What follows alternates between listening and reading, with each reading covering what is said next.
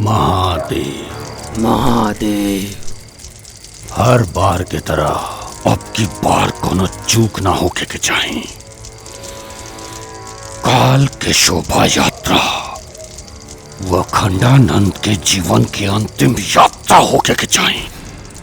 ऐसने होई पंडित जी।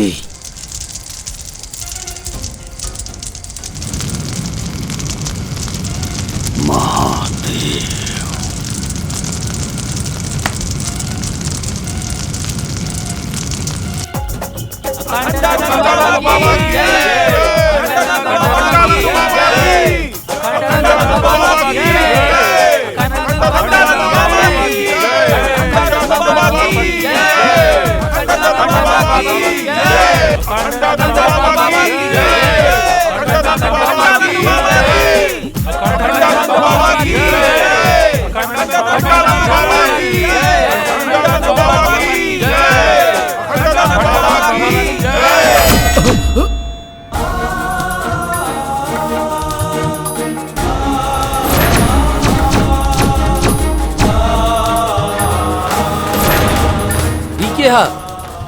एकरा बारे में जाने चाहता रहा तू लोग की के है?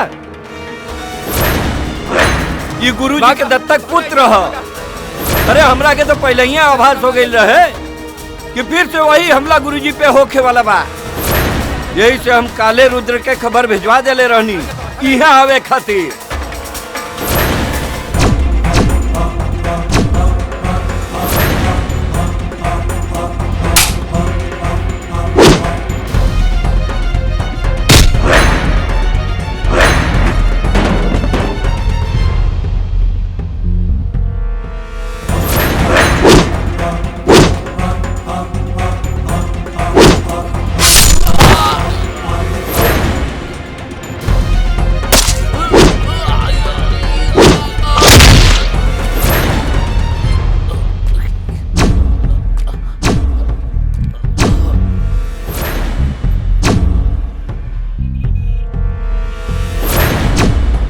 मन गंगा तन तृप्त तेजस, रहा अवघड़ सा अविनाशी, महाकाल सा नेत्र तीसरा, हूँ काशी वाला सन्यासी।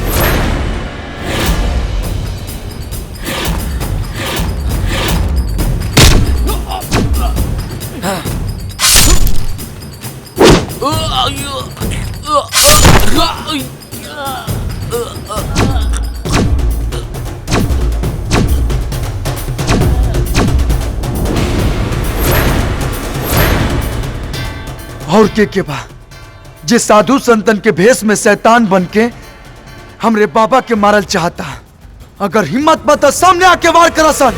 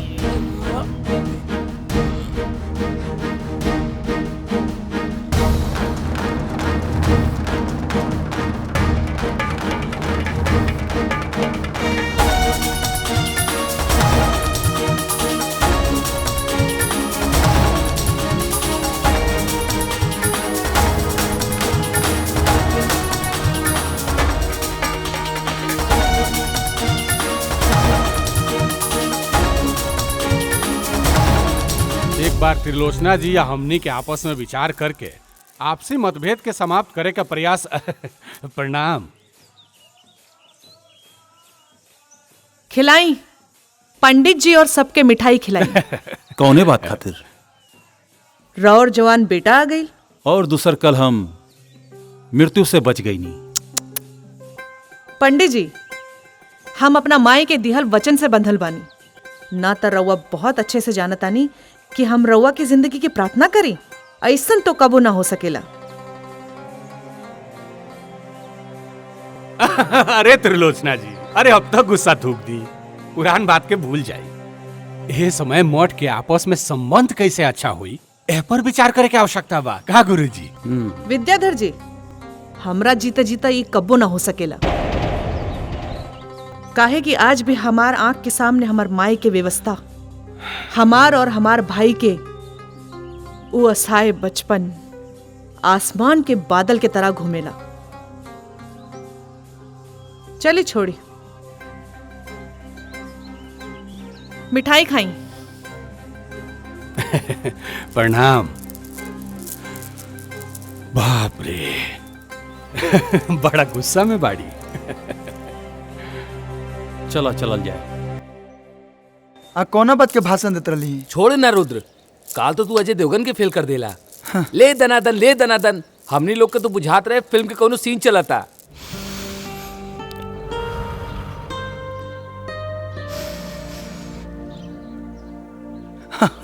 हाय देखो, असली फिल्म के सीन तो हेजा लुकता।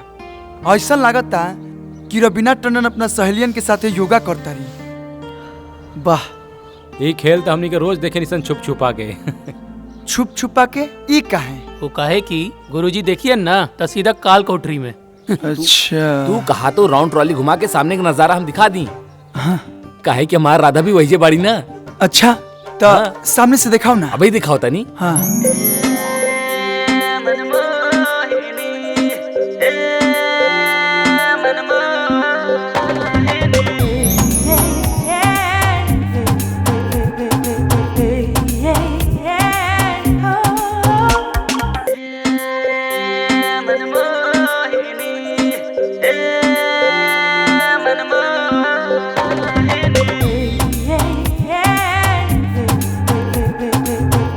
अरे बाप, अरे ई तो सही में रवीना टंडन बिया। लेकिन ई के बिया? ये सामने वाले मठ के त्रिलोचना माता के बेटी गौरी है। एक से एक करनामा करे ले भाई। एकरा के हमने करनामा क्यों के नाम से कहे निसन। ऐसा क्या करे ले? अब तो आइए गल बड़ा ना, खुद ही देख लिया। गौरी, ले ले पकड़। अच्छा चला चला। अच्छा, गौरी। चल चल चल चल चल चल।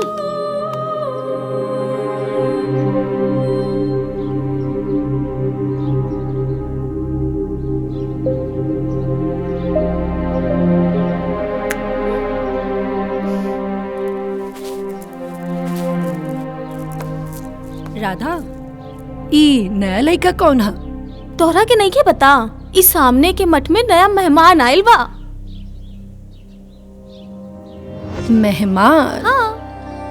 अब देखा ई मेहमान के कैसे घायल करत हैं।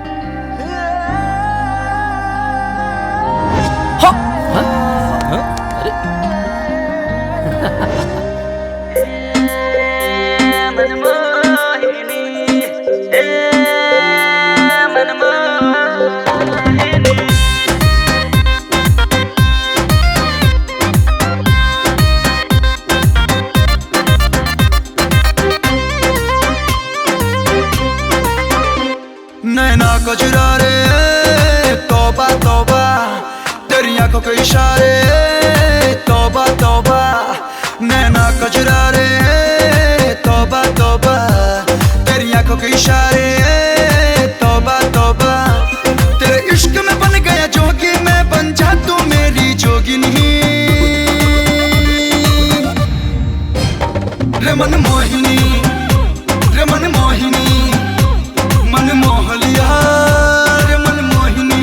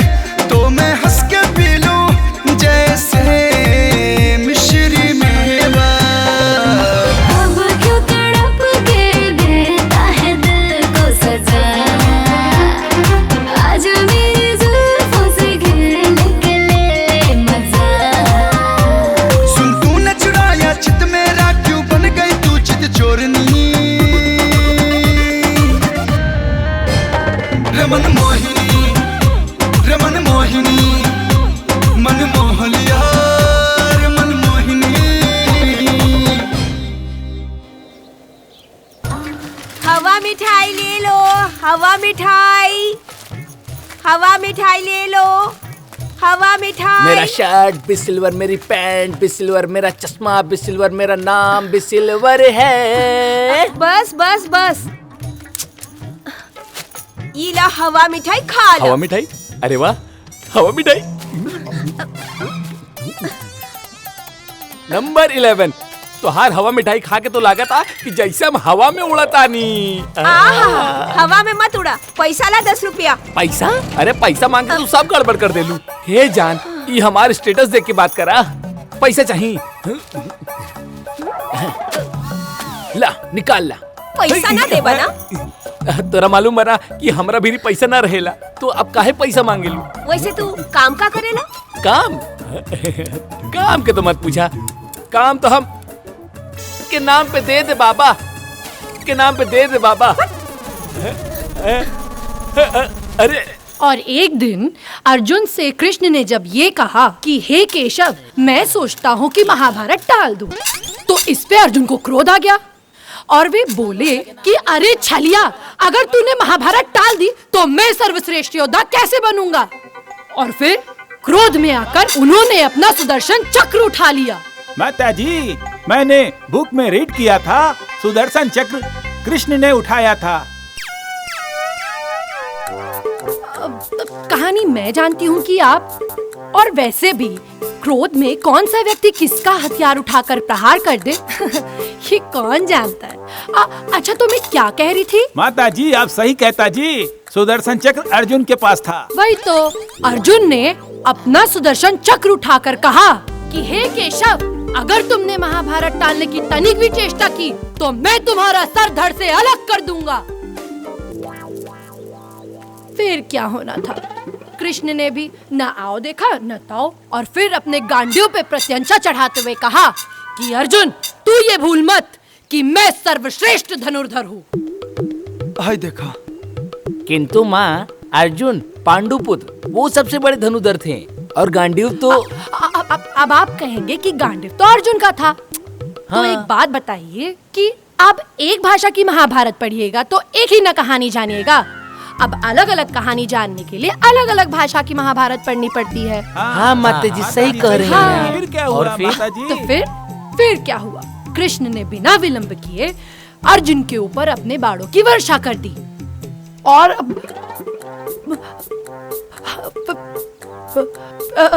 फिर ये बाणों की वर्षा पूरे 2 दिन तक चलती रही, और अर्जुन अपने सर पे सुदर्शन चक्र लिए कृष्ण के इन बाणों की वर्षा से बचते रहे। अब जब तक बाणों की वर्षा चालू है, हम थोड़ा विश्राम करते हैं। आप लोग जाके प्रयाग घूमिए। प्रणाम।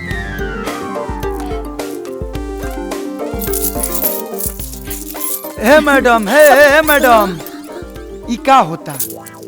तनिक अपना काथा में न सुधार कला, न तो एक दिन तारा सामने कोनो जानकार भक्त मिल गए ना तो सारा माता जी बनल भुलवा दी।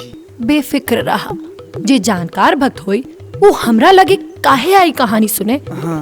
और अगर आ भी जाए तो ओकरा के समझावल हमार काम बा, तो हार ना। चला गौरी, देर हो रहल बा, माता इंतजार करत हुई।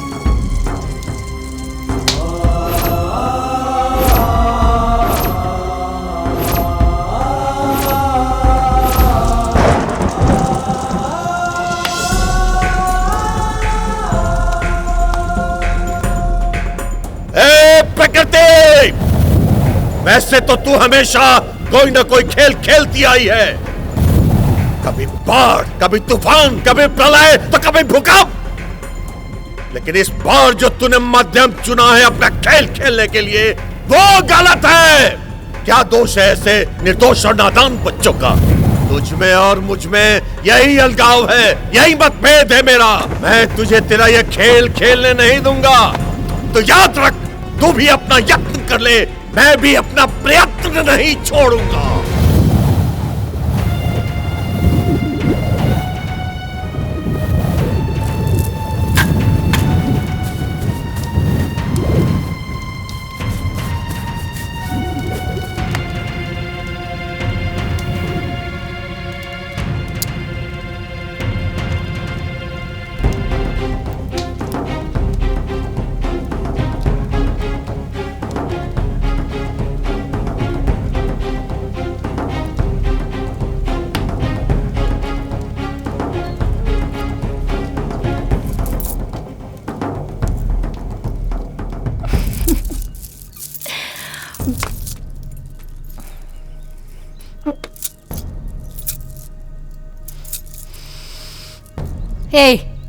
रास्ता छोड़ा, ना तो माता जी से बोल दे ना तो तोहार अकल ठिकाने आ जाए।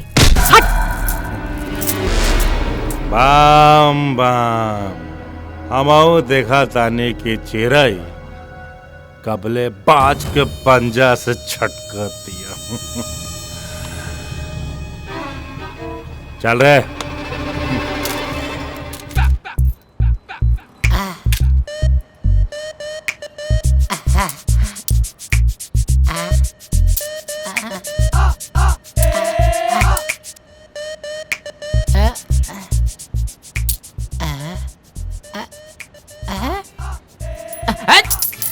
पगला कहीं का हमको भिखारी समझा है का जी? हाँ? अरे 4 गो मिल के आदमी 20 रुपए लेके आए हो। हाँ? अरे हम बॉस हैं कि भिखारी? Number 11 boss. अब ही तो बॉस बड़ा पर ऐसा चलल ना तो हनुमान हो जाइए आप, समझला? मतलब न रही ई शर्ट न रही पैंट, सीधा बीच में। ए बॉस मत मारी रुका तनी, हम आइडिया भुला गए बनी। आइडिया ला बता। कथा सुनाना आता है आपको? कथा? अरे हम पंडित जी है काजी कथा सुनाएंगे? कथा सुनाना तो आना ही चाहिए, नहीं तो दुकान बंद समझिए हम लोगों का। कहे रे उका है कि हमने के जब भीख मांगे जाता नहीं जाऊ घाट पे तो पता न कहाँ से को लेके आ जा ले। अच्छा। सब पैसा हिन्ने उन्हें कथा बता के सब पैसा उहे ले। एक सेकेंड, हाँ। उसका नाम बताओ तो। गौरी नाम है। अच्छा अभी उठवाते हैं उसको। हाँ उठा लीजिए। गोड़ हाथ तुरवा ना दिया, भिखारी बना ना दिया तो नाम बदल देना। नंबर 11 गुरु। राम सीता के वनवास काल का आखिरी चरण चल रहा था। सीता हरण और रावण वध बस बचा था। बाकी लगभग रामायण समाप्त हो चुकी थी। एक दिन सीता माता और राम जी अपनी पंचवटी मेप के बाहर आपस में कुछ हंसी ठिठोली कर रहे थे। हे भगवान, हम जहाँ जाता नहीं वहाँ ही पहुँच जाली। तभी वहाँ पर रावण द्वारा भेजा गया हिरण सीता माता को ललचाते हुए निकला और बस सीता माता के मुंह में पानी आ गया उस हिरण को देख कर। सीता माता को हिरण खाई चले जो उनका मुंह में पानी आ गया? नहीं, सीता माता के मुंह में पानी उसके मांस को देख के नहीं आया था, बल्कि उसकी चमचमाती हुई चमड़ी देख के आया था। रामायण में भुलाती। हाँ उहे हिरण रहेगा सलमान भाई वाला? हाँ बिल्कुल सही, वही तो था। बेचारा जब देखो बार बार मारा जा रहा है। कोई ना कोई पाप ही किए होंगे। वो जब भी जन्म लेता है कोई ना कोई व्यक्ति आकर के उसका वध कर देता है और उसका जलपान कर लेता है। हाँ तो मैं कहाँ थी? हिरण के देख के सीता जी के लालच आ गई। हाँ तो फिर सीता माता लक्ष्मण से कहती हैं, हे देवर दिखाओ अपने तेवर, और कहा कि जाओ इस हिरण का खाल लेकर आओ ताकि मैं और तुम्हारे भैया कभी कभार इस पे आसन लगाकर पूजा पाठ कर लिया करेंगे। फिर क्या, लक्ष्मण जी निकल पड़े हिरण वध के लिए। लेकिन माता जी हिरण के तो राम जी मरले रहले। नहीं, अरे राम जी ने तो रावण का वध किया था। अब आप ही बताइए ना कि राम जी का जन्म रावण मारने के लिए होगा या हिरण और भालू मारने के लिए? सही कही छथी। हाँ सही बात, सही बात। एकदम सही कहा था नहीं मैडम जी। हमरे बाबूजी कहत रहले जब वो मछली मरिया बड़ा मछली मरिया, पुठिया ना तो हर जन्म भइल बा बड़ा मछली मारे खातिर। हाँ तब क्या हम गलत क्यों कहेंगे बताइए भला।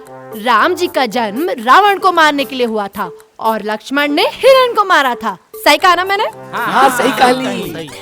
तो फिर लक्ष्मण ने जैसे ही हिरण का वध किया, वो गुस्से में आकर रावण मुझे बचाओ चिल्लाने की जगह राम मुझे बचाओ, राम मुझे बचाओ चिल्लाने लगा। और फिर क्या, ज्यों ही राम जी मदद के लिए निकले, त्यों ही रावण आया और सीता को भगा के ले गया। फिर का भाई माते? फिर क्या, अरे अभी तो लेके भागे हैं, लंका अभी बहुत दूर है, उन्हें पहुंचने में 2 नहीं 3-4 दिन तो लगेगा। आगे की कथा हम बाद में सुनाएंगे, तब तक के लिए बोलिए लक्ष्मण जी की जय, अभी भाभी भैया की जय। आगे रामायण में हनुमान जी भी आएंगे तो उनकी भी जय, पूरे रामायण की जय। चलिए नमस्कार। हे माता, जल्दी से जा ताकि हमनियों के धंधा पानी चली, 3-4 रुपया मिल जाई।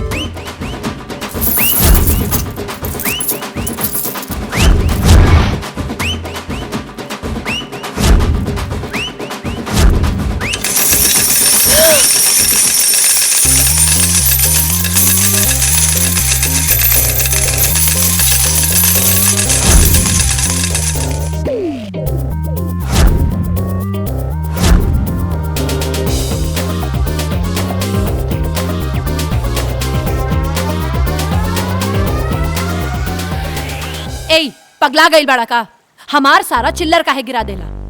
मतलब एकदम क्रिए खाल ले बड़ू कि केहू के दिमाग में सही से रामायण महाभारत ना रह देबू। दोसर की चिंता छोड़ा और आपन सोचा, ढेर हमरा पीछे पड़बा ना तो हमनी दोनों के मठ के बीच में जौन महाभारत चल रहल बा, वो एक दिन तोहरा के ही कुरुक्षेत्र में खड़ा कर दी और मजबूरन हमरा के तोहार वध करे के पड़ जाए। अगर तू साथ देबू ना तो चुटकी बजा के महाभारत जीत ले। काहे से कि हम दुश्मनी के पेड़ के जड़ से खत्म करे पे विश्वास रखिला, ना कि ओकरा के पानी से सींच के ओकरा के लंबा जीवन देहल पसंद करिला, बुझ लो। अच्छा, इतना हिम्मत बात तोहरा में, तो आवा आज हमार मठ के छत पे। काहे चिलम पिएबू का मतलब? हम तोहरा के पहले कस लगावत देख के ना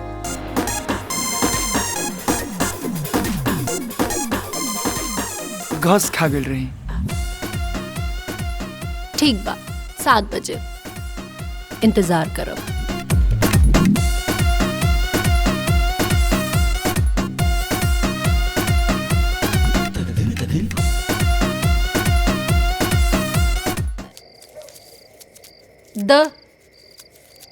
माचिस द चिल्लम जलावे खातिर। अरे माचिस तो हम ओहिजे भूल गए नी। हैं? जा जाके लेके आवा जल्दी। हाँ। अरे काकी तो नीचे ही बैठल हुई, माचिस कैसे लाए? हे भगवान, अब का हुई? अरे गौरी रुका, हम कुछ उपाय करत आनी। ई का करी? पता ना, कहीं गई होगी। लावा मसाला तो लावा, तब तक भर के रखी। जाना तारू, जब तक दू फूक ना मार ली तब तक नींद ना आवे। हमने की आदत बिगाड़ देले बाड़ू।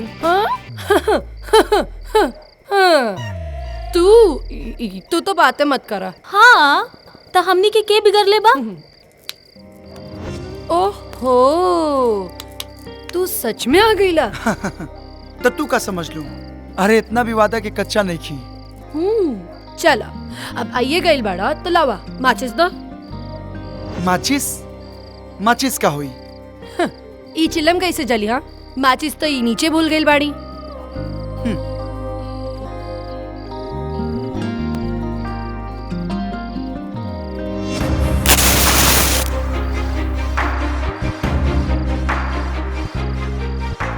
जब जिगर में इतना आग बा तो माचिस लेके घूमे का जरूरत बा?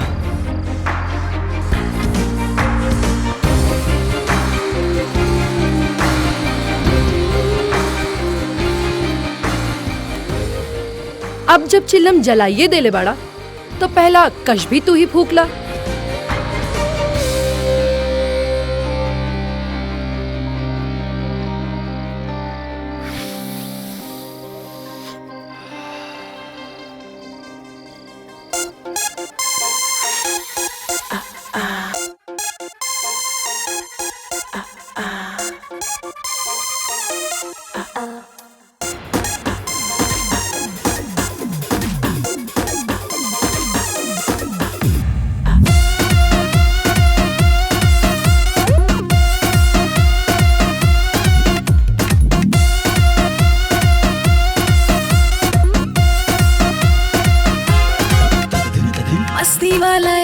बात कैसन पर एज बा नशा में जो रहे ओकर अलग इमेज बा मस्ती वाला एज बात कैसन पर एज बा नशा में जो रहे ओकर अलग इमेज बा छोड़ दो तू आज लाज शरम शरम लेके हाथ में चिलम मारा दम लेके हाथ में चिलम मारा दम लेके हाथ में चिलम मारा दम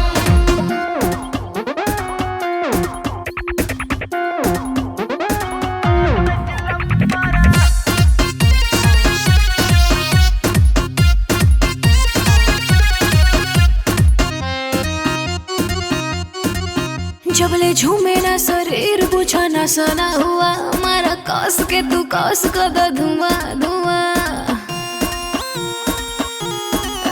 जबले झूमे ना शरीर पूछा ना सना हुआ हमारा कस के तू कस कर दो धुआं धुआं नाच कबाही के भाई नाचते आस्ते बिके झूमना चायावा हो जा मस्त मस्त राखो ताखो तू आज सारा धर्म करम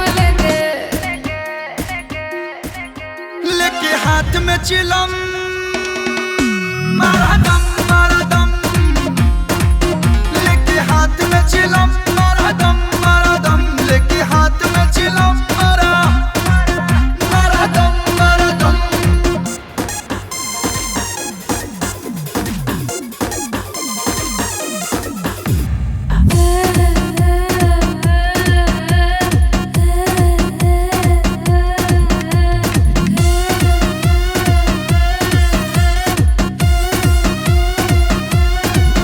दुई फूंक में तो मूड बम बम करी हो सरे थना ना विस की आराम करी हो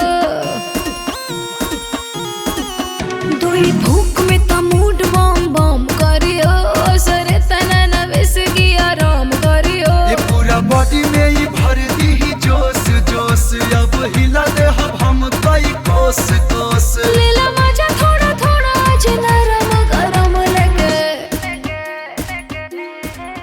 लेके हाथ में चिलम मारा दम लेके हाथ में चिलम मारा दम लेके हाथ में चिलम मारा दम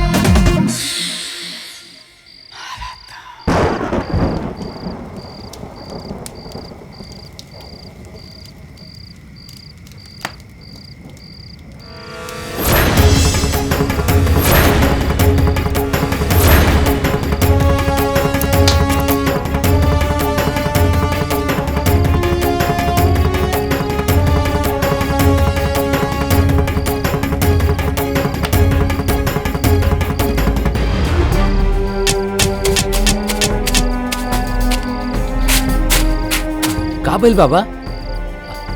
अरे बाबा का भइल?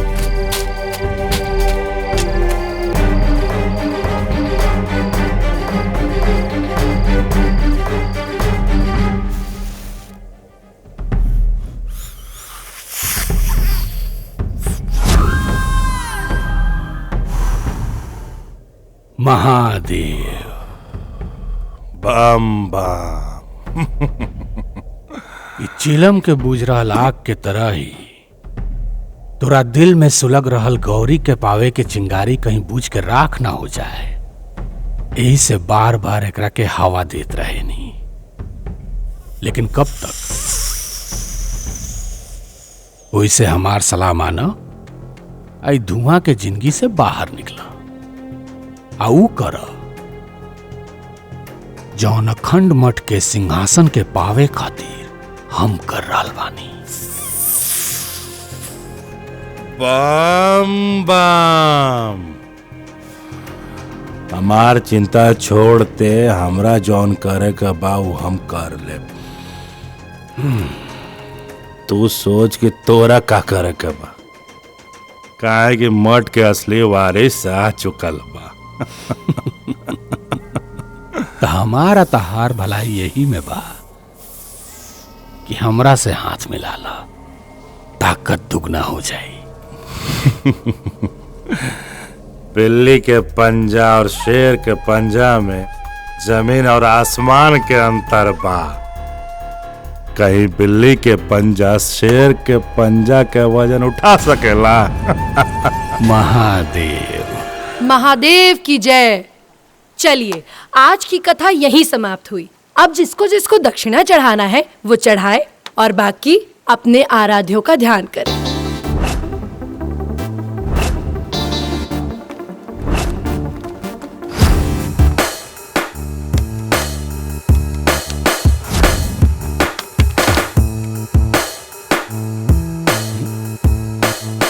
नंबर 11। चला आज से कथा हमारा बॉस खिया होई। जियल हराम कर देले हो तू हमार जीवन भी। हे उठाओ सा निकरा के। भागो भागो भागो। अरे भागो चलो।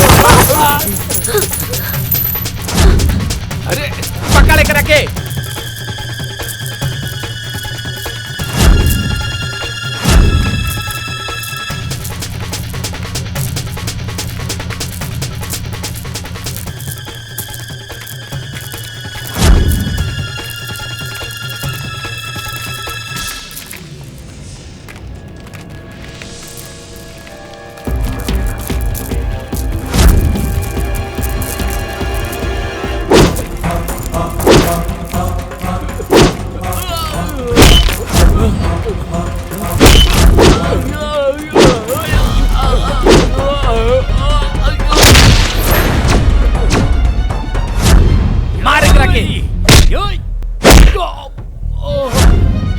मार।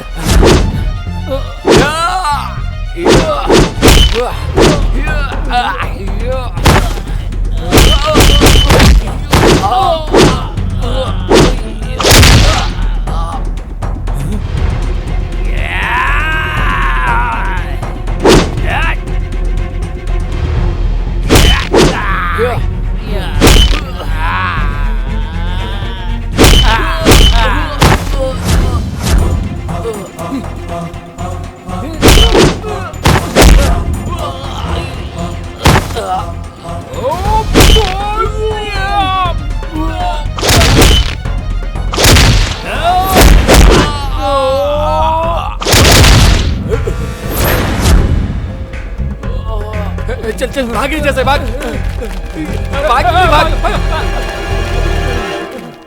सही समय पे आके हमार जान बचावे खातिर धन्यवाद।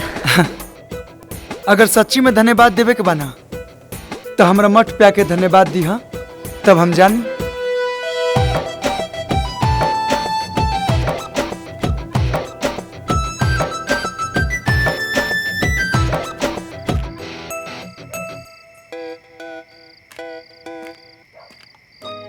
लो आ गई नहीं हम तो हरमट में।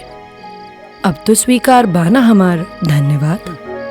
स्वीकार बा बाकी तनिका और करीब आके धन्यवाद दा, वरना ऐसा लागी कि पनो ना खैनी और उठो लाल हो गई। जितना करीब कहा उतना करीब आ जाई। बाकी तू अपना आपकी कैसे संभर बा ई तोहरा ऊपर बा। नाना अभी ना।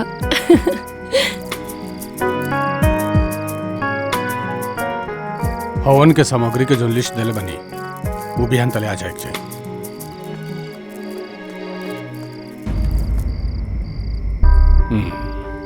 तेबरैया का करता रहे। आ खत्म हो गई रहे। उहे लेवे आयल रहनी। आग मतलब हवन खातिर शुद्ध अग्नि चाहिए। ए गोपाल। हाँ भैया। हवन कुंड से आग दे दे, जल्दी ले आओ।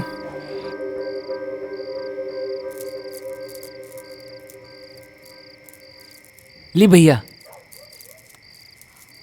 हाँ हो गई। चल हम तो के मठ तक छोड़ देते नहीं। चला।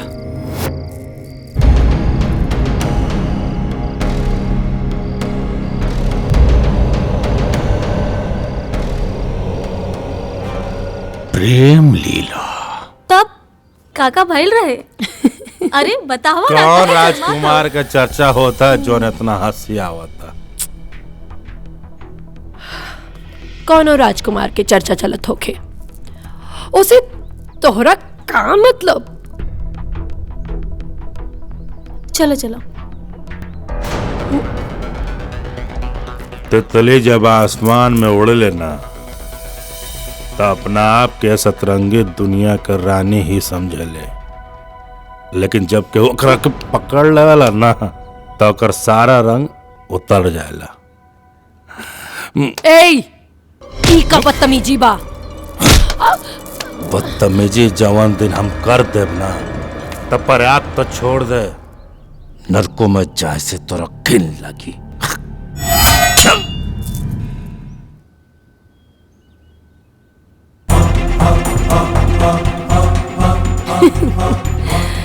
तो हार नजर अगर हमरा पर बा तो समझ ला कि तोहरा पर भी केहू और की नजर बा।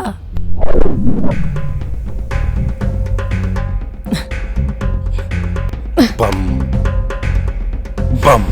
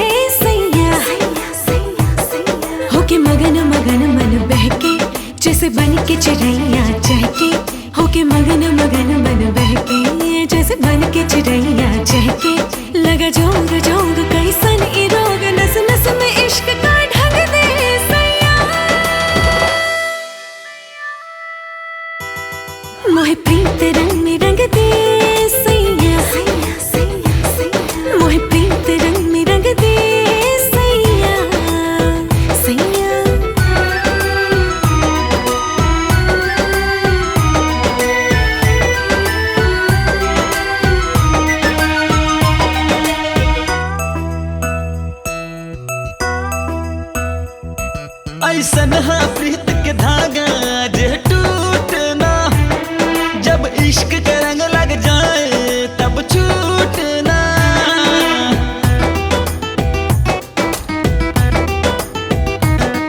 ऐसन हा प्रीत के धागा जे टूटना, जब इश्क के रंग लग जाए तब छूटना। इतना मैं तुझ में खो गई, वो तेरे प्यार में बावरी हो गई। तेरा नाम नाम रट सुबह शाम, इस राग में तो भी संग दे सैया।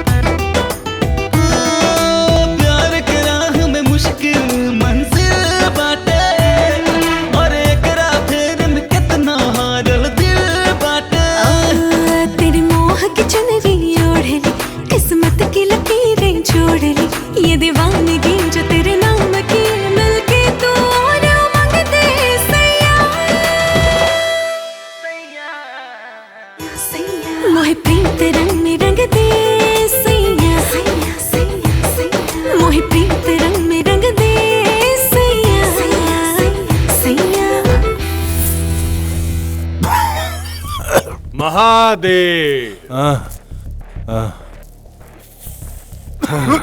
ये धुआं से करेजा जरावला से कुछ ना होई, बल्कि अपना करेजा पर सवार अपन दुश्मन के सामने से हटावे के पड़ी।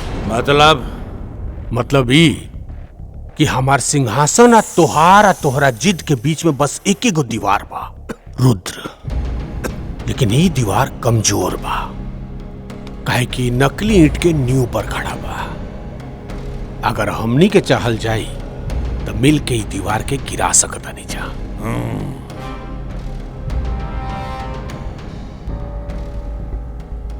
लेकिन अभी वो दीवार तारा आंगन में बा, जया वो लंबा होके हमरा आंगन के मिट्टी छुए के कोशिश करी,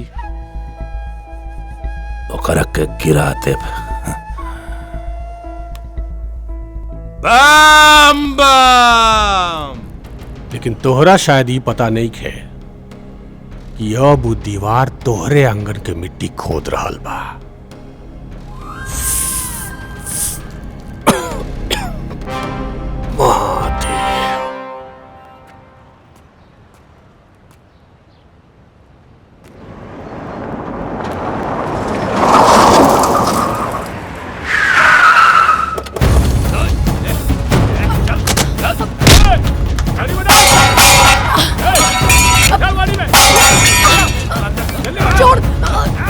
चोर बचाओ।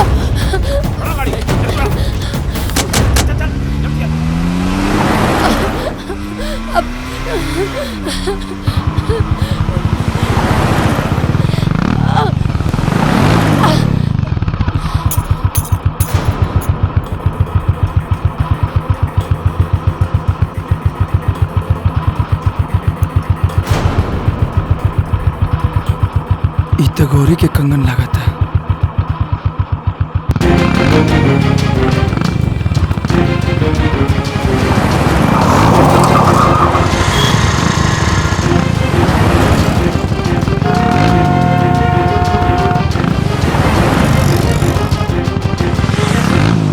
अरे बोस, कब तक हमनी के भीख मांगब? हमार लोग के भी आशीर्वाद दे दा, शादी करके घर बसाई जा। नंबर 11 देखा गोल्डन बाबा इहो ब्याह करी।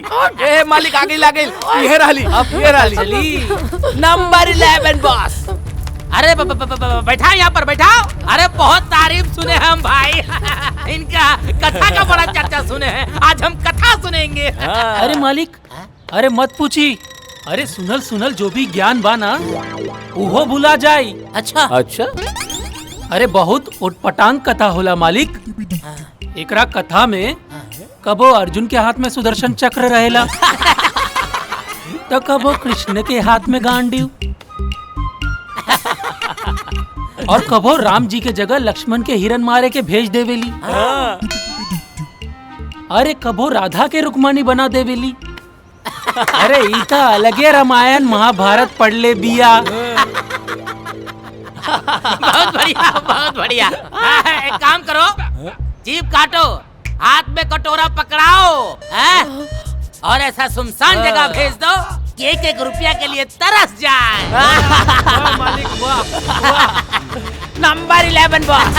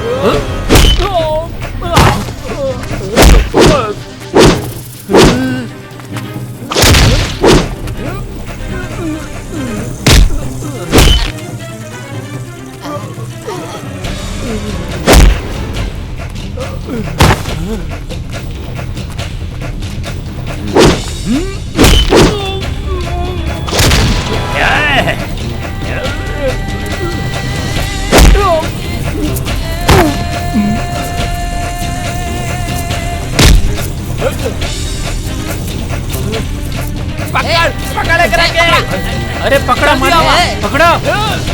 पकड़ा। रुको मालिक, रुको रुको मालिक, रुको।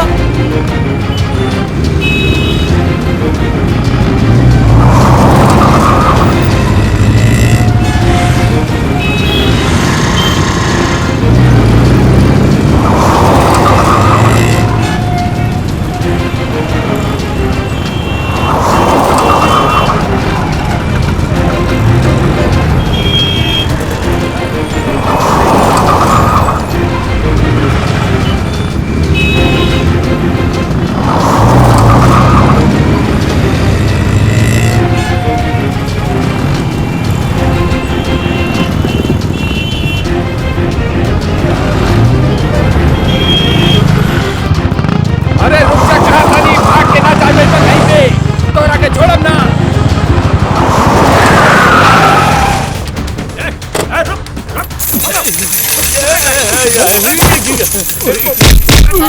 इसको पकड़ के गाड़ी में डालो।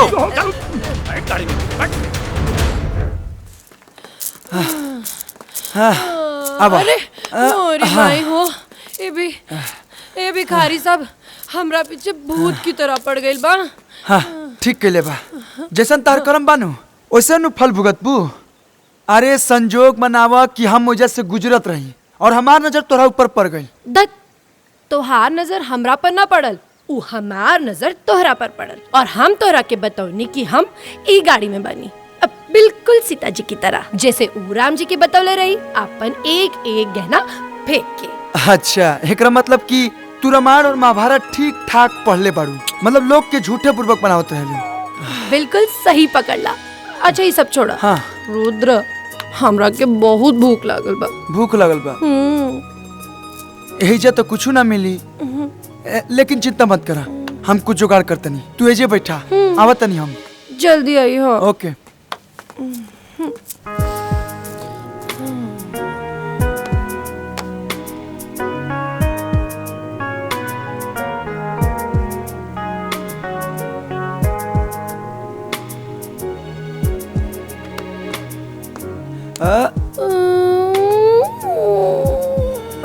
हाँ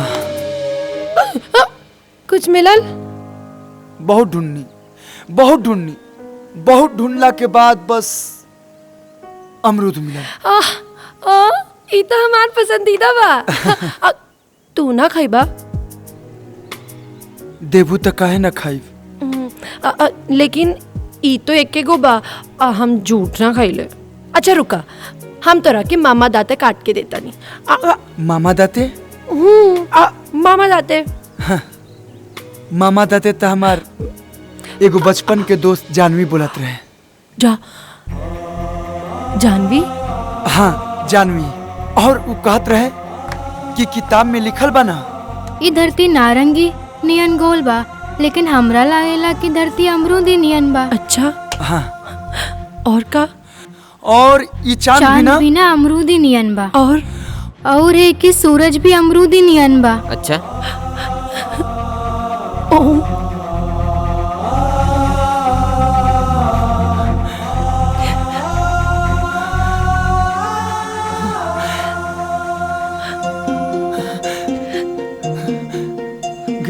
जानवी, जानवी,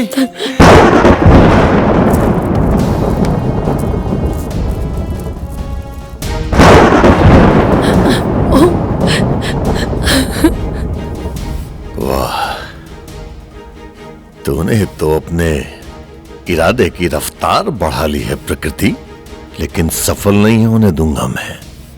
तूने अगर रात ठान लिया है तो हार तो मैं भी नहीं मानूंगा। गाल के कपाल पर लिखने और मिटाने की क्षमता रखता है ये गंगा योगी।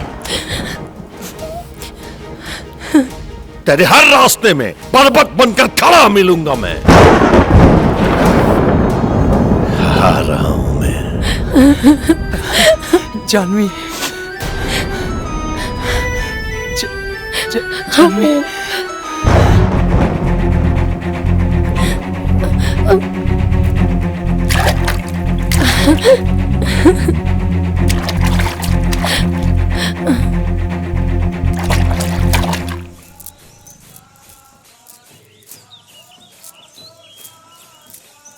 प्रणाम माता जी। का भाई? गौरी अखंडानंद के बेटा रुद्र के साथ घूमतिया। जानवी, ओम जानवी। एकानन चतुरानन पंचानन प्रणाम राधे।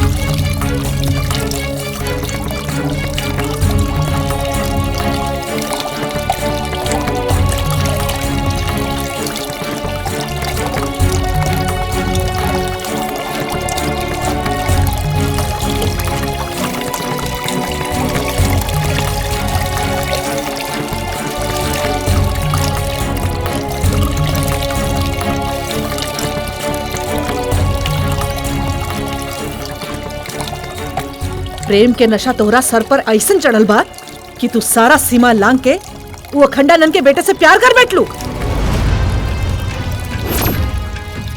जेकरा मट के एक एक इंसान से हमरा के नफरत और घृणा बा।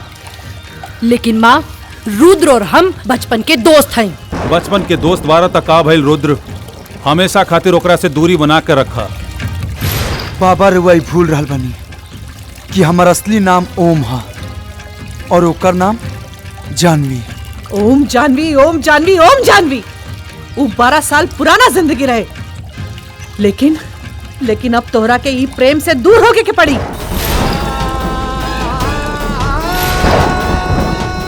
जौन वर्तमान बा उहे सत्य बा, और सत्य ई बा कि ओकरा से दूरी बना के रखे में ही सबके भलाई बा। गुरुजी समझ में ना आवता, ये हो सकेला कि दोनों के मिलान हो सके और ये दोनों मट के बीच में जौन खाई बा वो भर जाए। शंभुनाथ जी, हमरा से वो बरसन पुरान मंजर फिर से न देखल जाई, काहे कि सामाजिक दबाव के कारण हमरा से जो चूक भइल बा ओकर टीस आज भी हमरे मन में बा।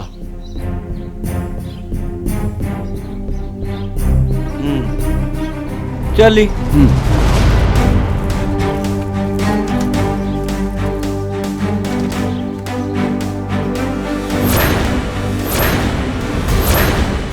वाह पंडित जी वाह, अच्छा शास्त्र पढ़ोले बानी अपना दत्तक पुत्र के। अपना सारा मर्यादा पार कर चुकल बा। हम अपने आप के शांत रखे के कोशिश कर रहल बानी, न तो वही तरह रउआ पुत्र के भी उहे जगह पर सामाजिक कटघरा में खड़ा कैले रहती जैसे रउआ हमार माई के खड़ा कैले रहनी। अवश्य कर सकत रहलू त्रिलोचना, अवश्य।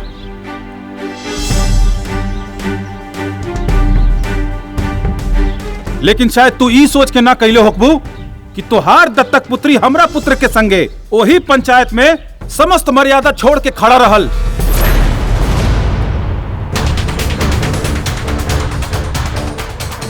देखा त्रिलोचना, एक दूसरा पर दोषारोपण कैला से बेहतर बा कि दुनन के समझा के अलग रखल जाए। अवश्य। उन दोनों को अलग करने में ही उन दोनों के साथ साथ इस प्रयागराज की भी भलाई है, वरना प्रकृति उन दोनों के मिलन को माध्यम बनाकर बहुत ही भयानक खेल इस बार कुंभ के मेले में खेलना चाहती है। रघुआ के बानी बाबा? मैं कौन हूं इससे अधिक? मेरी बात पर ध्यान दीजिए आप लोग।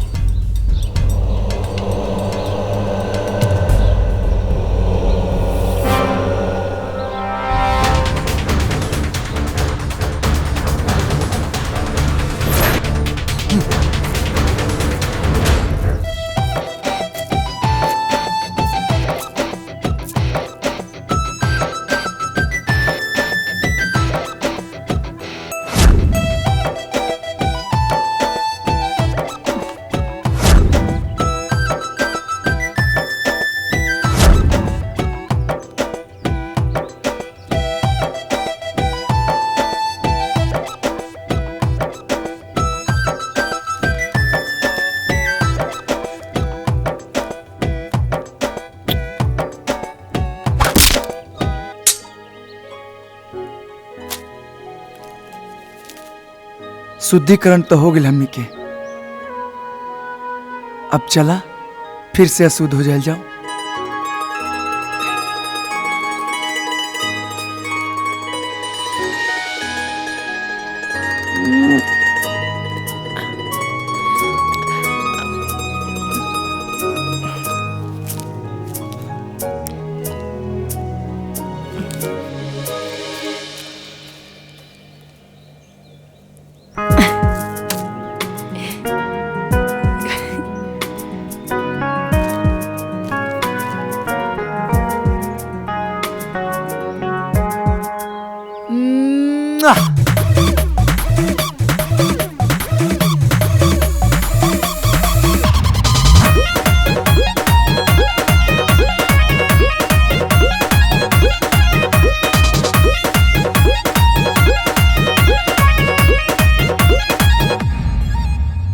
अरे के बा प्यार त करो न तो हट जा, भाव जनी मारा ए बलमुआ आव पहट जा, हो आव पहट जानू हो। धनिया धामिनिया बन के डहट जानू हो, तनिका सट जानू हो।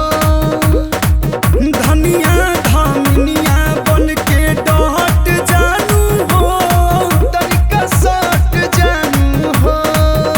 सट जा।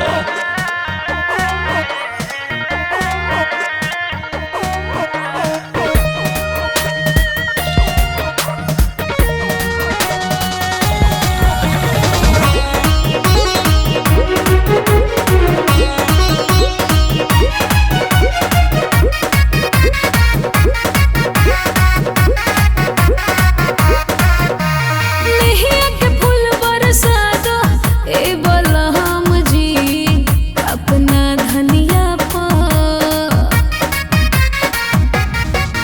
अरे नेहिया के फूल बरसा दो ए बलराम जी अपना धनिया पर। नहिया का जानी अपन जनौ लुटा दे, होखे वाली पतनिया पर। काके बोल बहचन रजाऊ जनी कहट जा,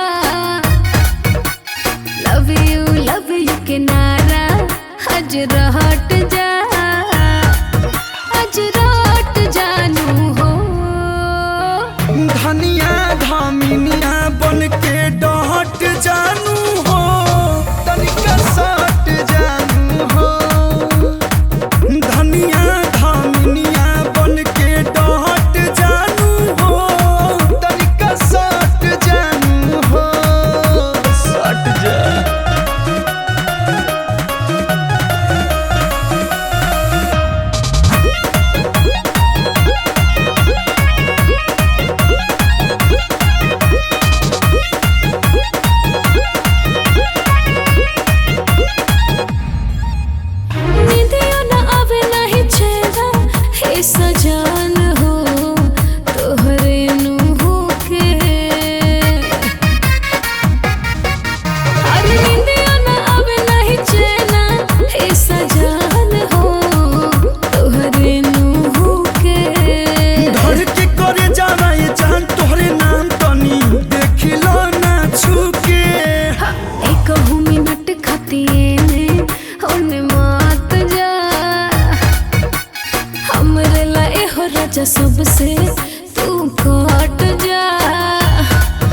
से कहट जानू हो। अरे रे रे रे रे रे रे धनिया धामिनिया बन के डहट जानू हो तनिका सट जानू हो धनिया धामिनिया बन के डहट जानू हो तनिका सट जानू हो।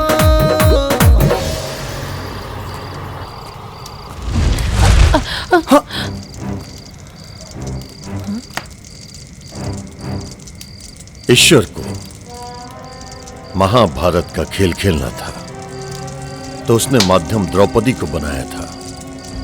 अब प्रकृति को अपना एक खेल खेलना है तो वो माध्यम तुम दोनों के मिलन को बनाना चाहती है, लेकिन तुम दोनों इससे अनजान हो। बाबा रौरा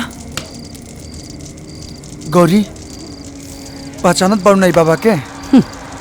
कैसे ना पहचानब, इनकी वजह से तो हमनी दोनों अलग भईनी, इनके तो सब हाथ रहे। ठीक पहचान लो, हमने के माता पिता के मौत के कारण के साथे साथे उस सारा लोग के मौत के जिम्मेदार यह बानी जे वो दुर्घटना के शिकार भइल रहे। बच्चा, कुछ पल के लिए तुम्हारी बातें सत्य हो भी सकती हैं, लेकिन तुम दोनों इस सत्य से कैसे छुटकारा पाओगे कि उस दुर्घटना में सिर्फ और सिर्फ तुम दोनों ही जीवित बचे। हमनी के ढकोसला में दोनों लोग नहीं पड़े वाला। हम तो बस ये जानता नहीं कि हमनी के माता पिता के मौत के जिम्मेदार रोवे बानी, और अब हमनी दोनों के भी अलग कल चाहता नहीं। हमनी के कोनो बात रो ना मनब जा रुआ जा सकता नहीं। एक न एक दिन तुम दोनों मेरी बात अवश्य मानोगे। फिर भी चेतावनी दे रहा हूं तुम दोनों को, हो सके तो एक दूसरे से दूरियां बनाकर रखो, वरना प्रकृति तो अपना खेल खेल ही जाएगी।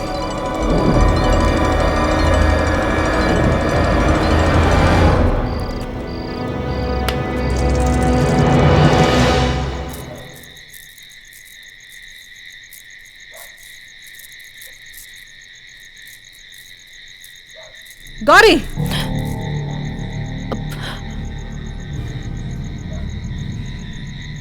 रुद्र से मिलके आ रहल बाड़ू ना? नाता झूठ। तोहार आंख बता रहल बा कि तू झूठ बोला ताड़ू। तोहरा के मना कइले रही ना कि वो रुद्र और वो मठ से दूर रही हा, पर फिर भी तू मिलके आ रहल बाड़ू।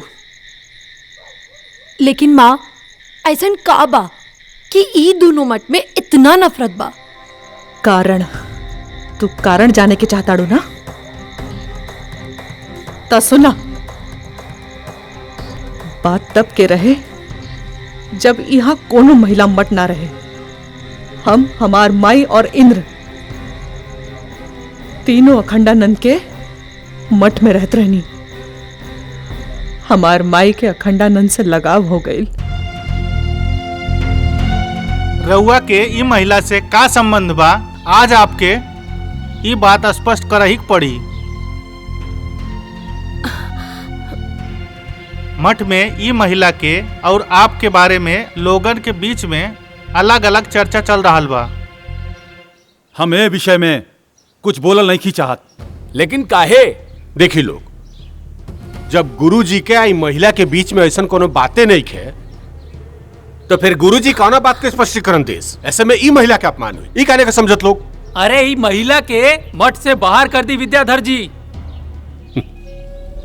बाकी ऐसा तो नहीं खे महाराज कि पुरुष मठ में स्त्री के रहल निषेध बा। अरे ऐसे में कहू के निकाले के का जरूरत? शंभुनाथ जी, बाकी स्त्री में और ई महिला में काफी फर्क बा। ये अधिकार जोन बा ओई में महिला समाज के अध्यक्ष बाड़ी। हाँ, पंडित जी अगर कोनो संबंध कहिए तो समाज कुछ सोची। देखिए, इस सब पे तर्क कैला से कोनो फायदा नहीं खे होके वाला। हाँ, ई हो सकता कि हमनी के सुलोचना जी के ई मठ से जाए के आज्ञा दे सकता नहीं चाहिए।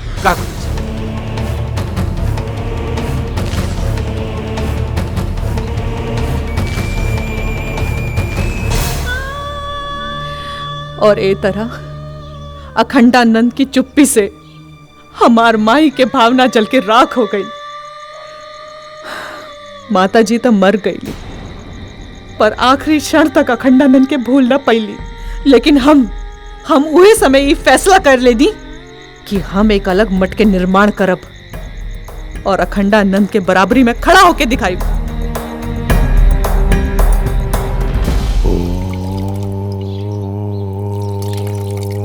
सूर्याय नमः। ओम जय सूर्यदेव।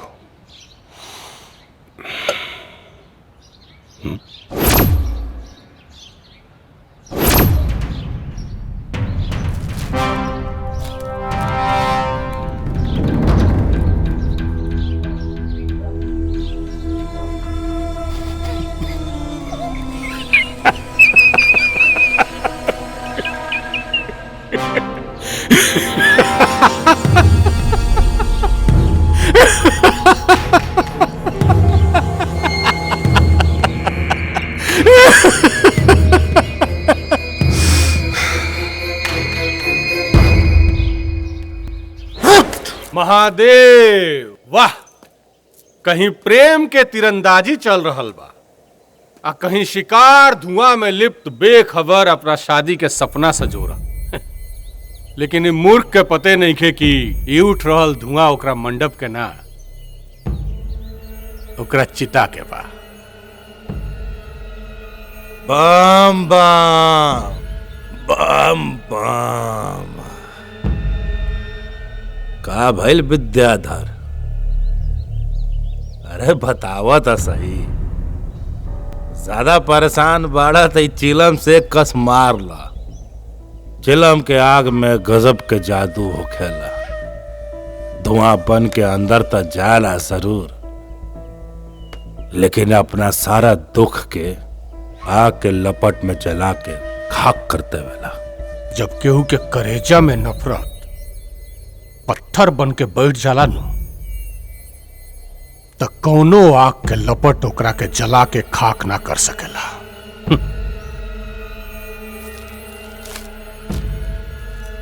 देखा,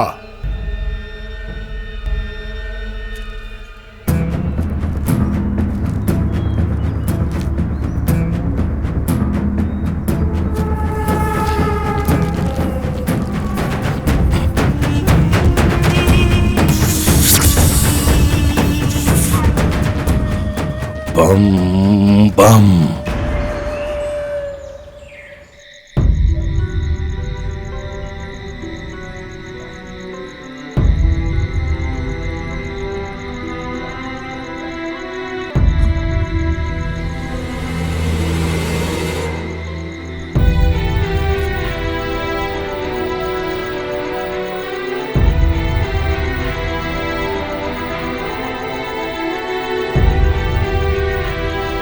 गौरी,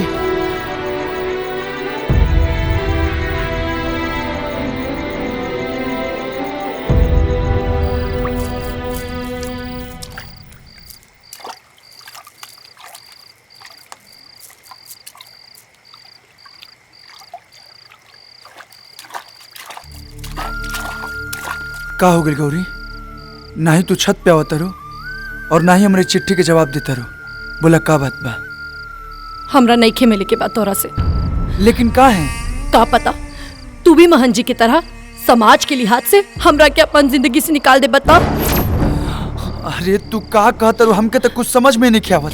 सब समझ में आ जाए, जाके महन जी से पूछ लिया। हम तो बाबा से पूछबे करब और समझबे करब, लेकिन फिर भी तोरा विश्वास नहीं होत।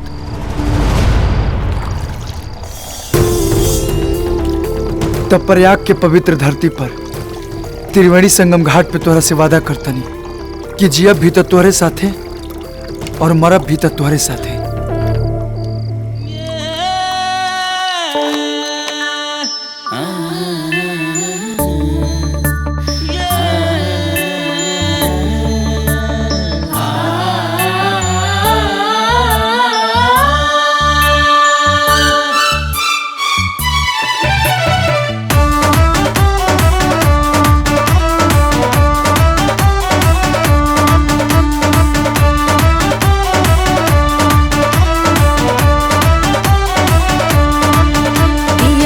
आसरा के दिया ना बुझाई हा धके बहिया ना बहिया छोड़ई हा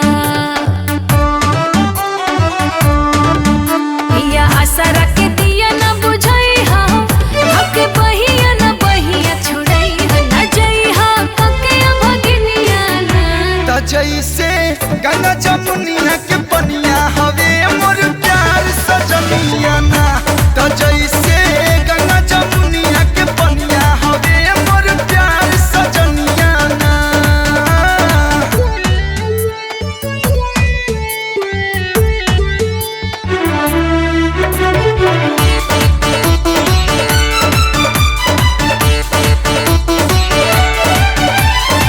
देहिया ये बेजान हो जाई साथ जे तू से छूटी हो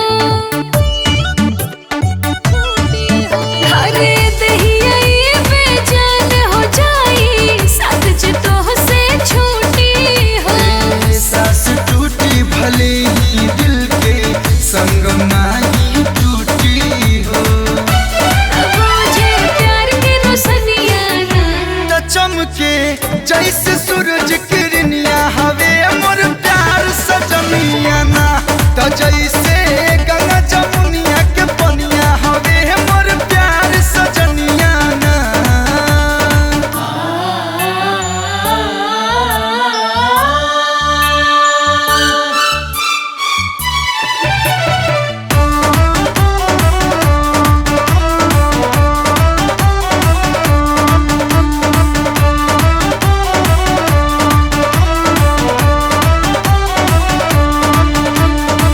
तोहके पाके अंग अंग देखा कितना गोयल निखार हो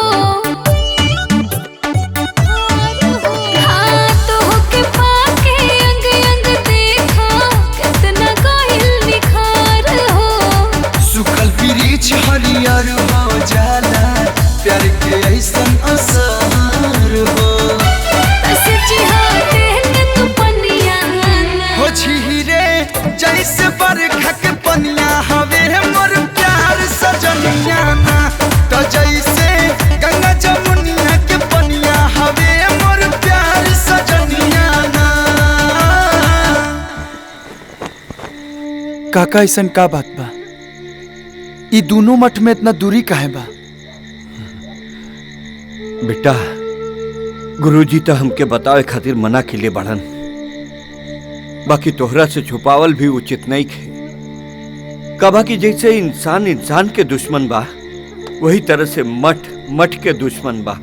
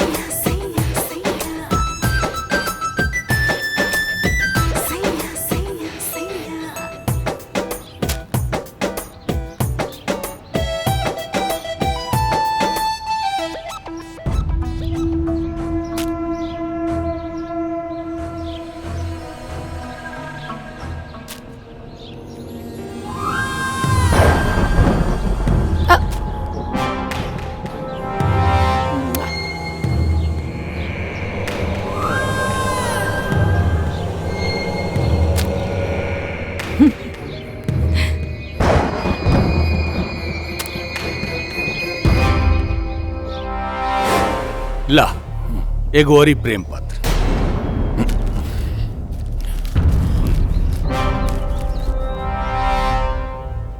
अब एकरा टकटकी लगा के मत देखो, तेरे पास खाली आधे घंटे के टाइम बा।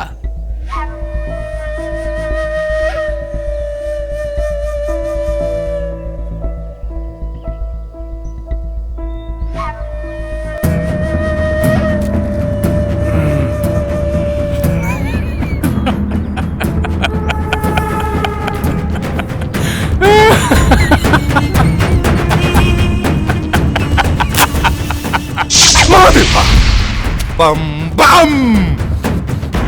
राधा तू इतना देर कहाँ कर दिलू आ जावे में बतावा।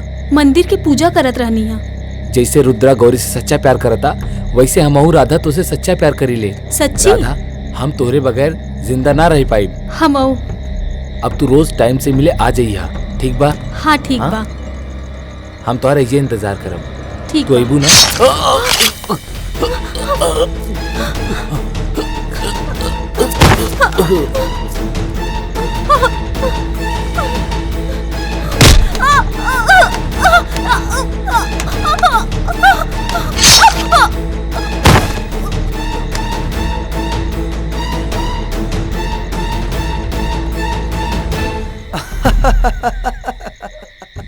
अरे चुप रहो।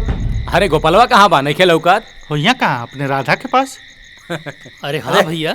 हट बोल बे फालतू। हाँ यार, तो मिल गए तो हमनी के बारे में भुला गइला। ये सब बाबा सुन लेना। जब रुद्र यहाँ बा जब चुप तो ऊमा केकरा के मार दिले हुए।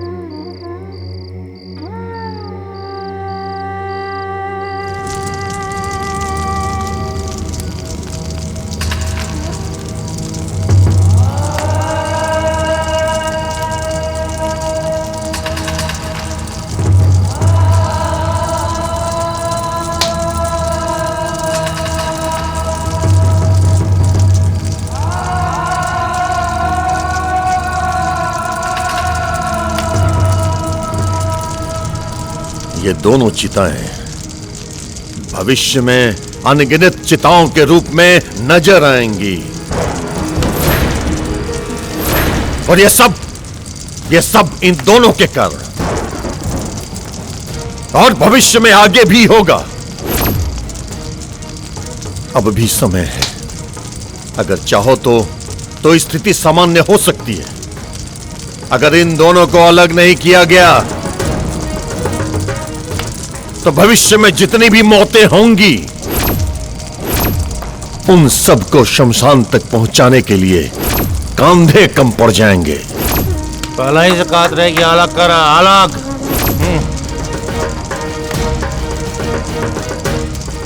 जमीनें कम पड़ जाएंगी उन चिताओं को रखने के लिए, लकड़ियां कम पड़ जाएंगी उन चिताओं के दाह संस्कार के लिए। ये त्रिवेणी रक्त से सन जाएगी। रोक लो, अभी भी समय है, रोक लो इसे।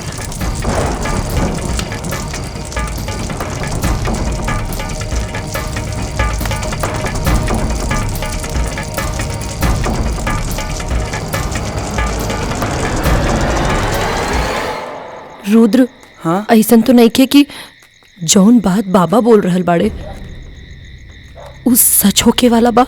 अरे तू फिर से उठूंगी बाबा के बात पे ध्यान देते बाड़ू। ध्यान देवे वाला बात बा रुद्र, काहे कि अब तक उहे हो रहल बा। हाँ। जौन बाबा कह रहल बाड़े, अगर सच में ऐसन हो गई तो हमरा बहुत डर लागता रुद्र, बहुत डर लागता। अरे ए गौरी, चुप हो जा। अरे जब तक हम साथे बानी तो डर को ना बात के। हाँ, चिंता मत करा।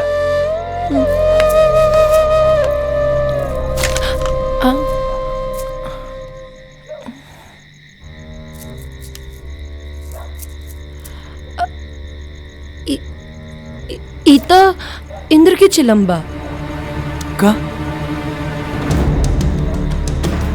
एकर मतलब ई सारा कांड इंद्र कैले बा।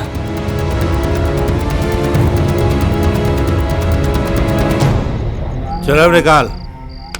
चिलम हमरा पास नहीं खे, तू ही ना रखेला अपना पास। देखा जेब में।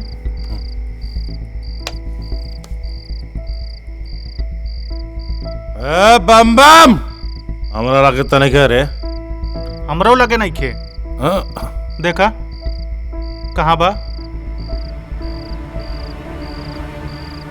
दूसरा के माथा पर मौत के लकीर खींचे वाला कभी कभी ये भूल जाला कि उहे लकीर ओकर मौत बन के ओकर घर के रास्ता ढूंढ लेवेला।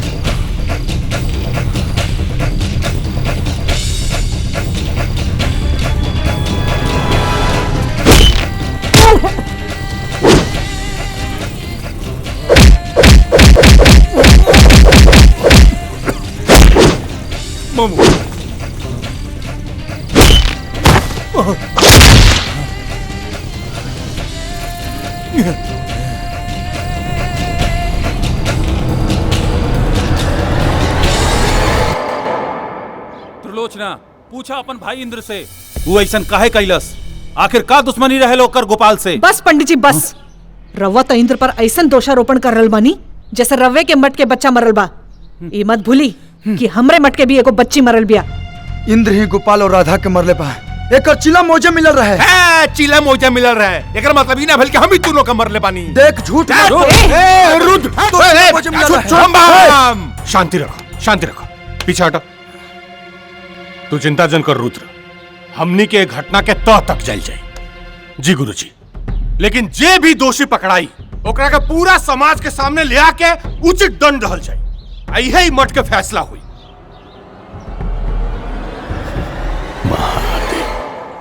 नमस्कार। सभी देशवासियों को बताते हुए बहुत खुशी हो रही है। महाकुंभ का आयोजन इस बार प्रयागराज में होने जा रहा है, जिसमें 26 देशों के प्रतिनिधिमंडल शामिल होंगे। इस बार महाकुंभ को और दिव्य कुंभ को देखने के लिए करोड़ों जनता प्रयागराज में आने वाली है। सरकार उनकी पूरी सुरक्षा के लिए प्रतिबद्ध है। लेकिन विपक्ष तो कह रहा है कि आप कुंभ के नाम पर राजनीति कर रहे हैं। जी नहीं, ये कोई राजनीति नहीं हो रही है। ये हमारे आस्था और सेवा का विषय है। नमस्कार। प्रणाम। वो यही से वो खड़ी होकर पक्ष से बोलता ला और हमारे पक्ष से ना बोलला। एक बात याद रखा,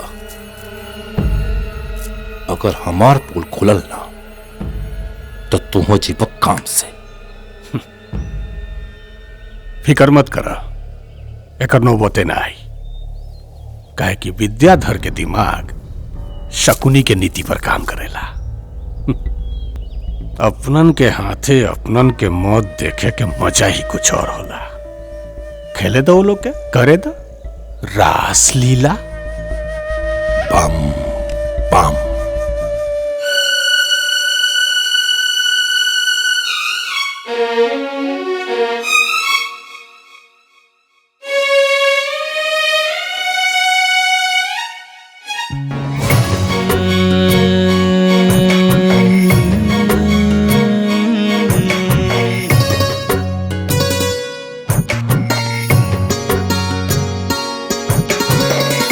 प्रेम मिलन की बेला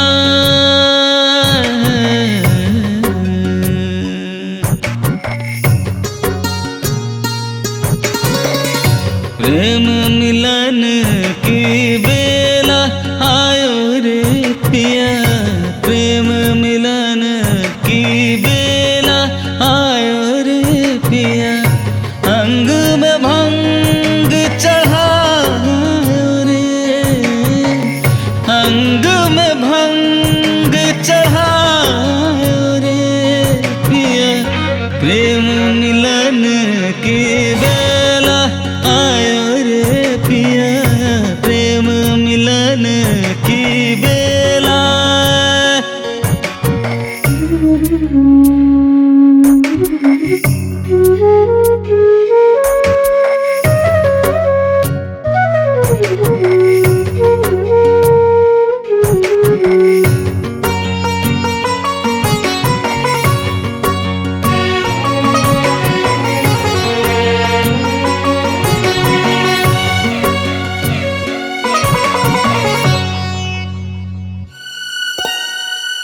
मैं गगरी अधजल से भरी छूने से तेरे सावन सी झरे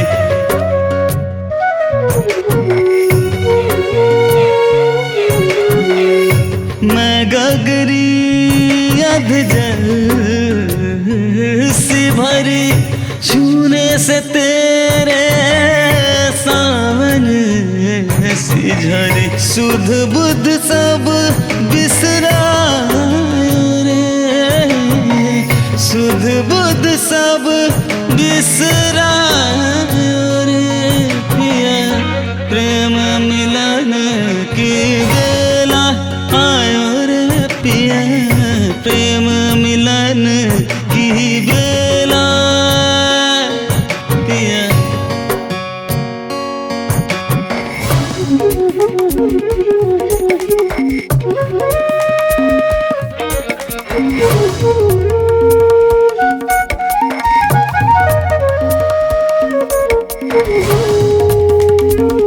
दीम दीम तना ना ना ना दीम दीम तना ना ना ना दीम तना दीम तेरे दीम दीम तना ना ना ना ना ना ना काहे ई जमाना प्यार के दुश्मन रहल बा हमेशा। काहे इतना नफरत की निगाह से देखेला लोग प्यार करे वालन के। काहे से कि समाज हर औरत में राम की सीता ढूंढेला। लेकिन पूजा तो राधा और कृष्ण की भी होला ना। गौरी ये जमाना अपनी सहूलियत से पसंद और नापसंद बदलत रहेला। तो रुद्र और गौरी की का हुई? रुद्र और गौरी के मिलन ता जन्म जन्म के बा। कभी शिव और सती बन के तो कभी शंकर और पार्वती बन के। हमनी के मिलन ता तय बा, चाहे ए जन्म में या अगले जन्म में। हाँ?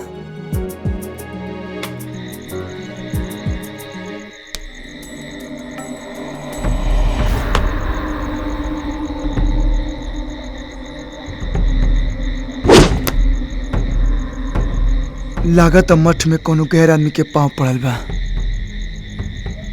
तोरा कैसे मालूम चलल?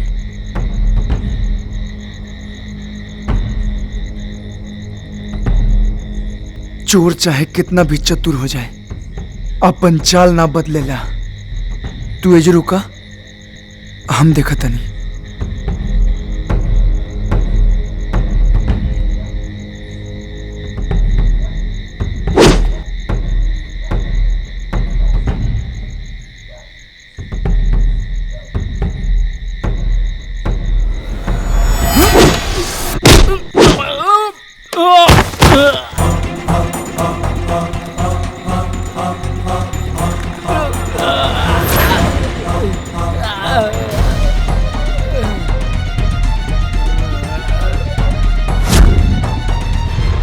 पहले जमीन पर पांव रखे के सीख ले, एक बाद के उपवार करिए।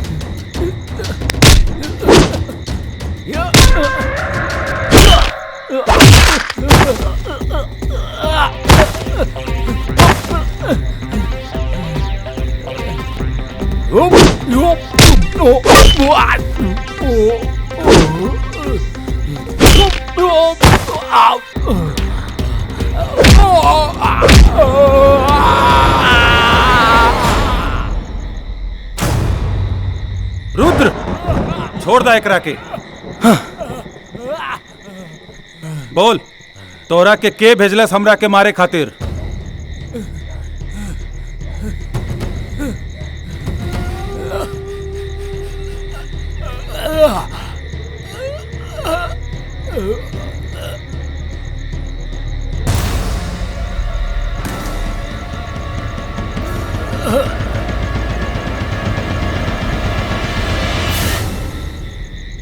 रुद्र तू? ना बाबा, बाबा हम महादेव, महादेव, राउर पुत्र ही राउर हत्या के प्रयास कर रहा बा। ना बाबा, ऐसा कोनो बात नहीं है बाबा। गुरुजी इतना बड़ा अनर्थ होके से बच गए। जॉन राउर मुंह एकरा के पुत्र पुत्र कहत थकत ना रहे, यह राउर हत्या के प्रयास कर। ना बाबा हम। गुरुजी अभी भी समय बा गुरुजी, ना तो बाबा जी के सब बात सच हो जाए। हम तो कहब कि अब भी दोनों जन के अलग करें। एकदम सही कहा तानी विद्याधर जी, एकदम सही कहा तानी। तू मुझे कैसे रोक सकता है गंगा योगी?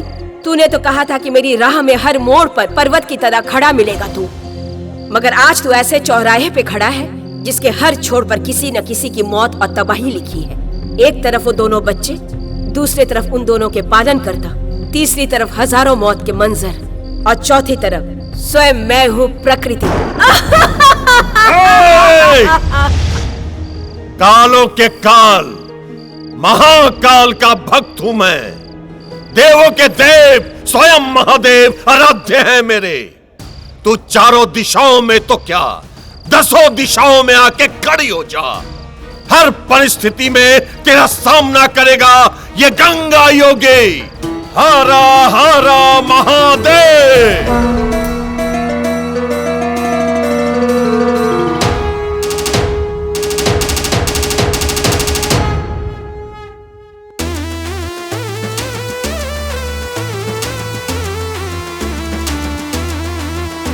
हे नाथ खंड खंड में महिमा तोहार प्रचंड बा। हे लोक में ओह लोक तोहरा हाथ में ब्रह्मांड बा।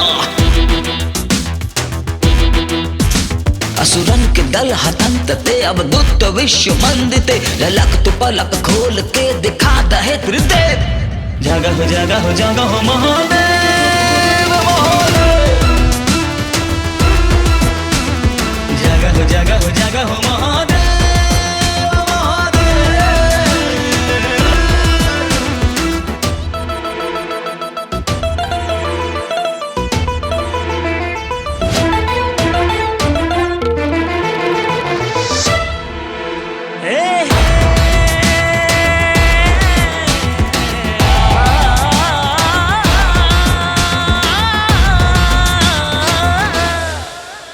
त्रिशूल कर में धार के भस्मी भभूति मार के। डमरू की तू ललकार से बागंबरी सवार के। त्रिशूल कर में धार के भस्मी भभूति मार के। डमरू की तू ललकार से बागंबरी सवार के। जटा से घटा घेर के गंगा के जल बिखेर के। तांडव के नाथ नृत्य से मिटा दमन के भेव। जगह जगह जगह महादेव महादेव। जगह जगह महादेव महादेव।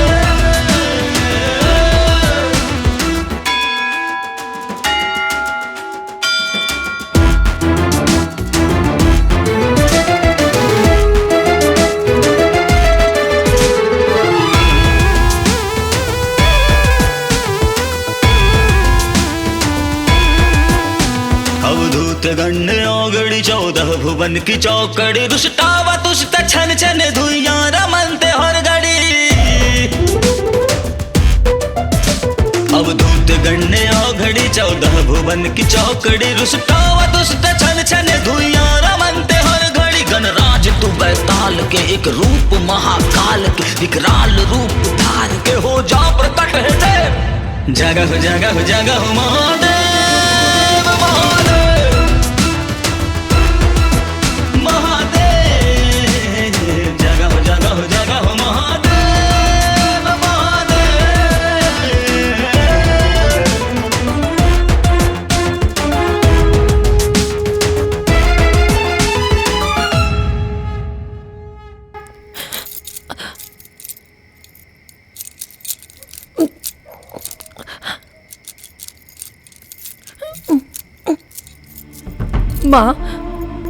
माँ जाई दी ना हमरा के, हमरा रुद्र के पास जाए के बा। माँ माँ माँ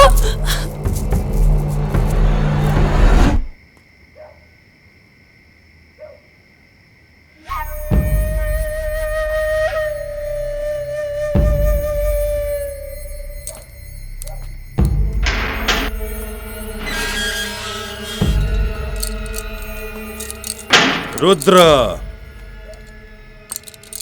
रुद्र रुद्र रुद्र के पास जाके बरत तोरा के पाव खाती हम का ना कहनी, लेकिन तोरा पता नहीं रुद्र में का लोकत जो हमरा में नहीं खेलोकत। आखिर आखिर क्या कमी बर हमरा में आए या बम्बा हर सपना सपना रह जाई। कहला से हैं तोरा कहला से रे हैं हमार सपना से तोड़ दे, हमार सपना तोड़ दे रे।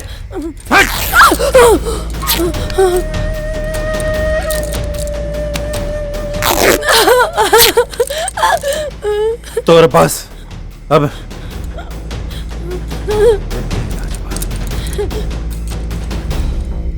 ना ना ना कैसे रे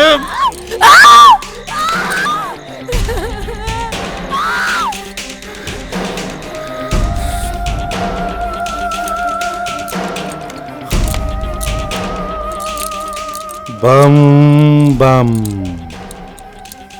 बम बम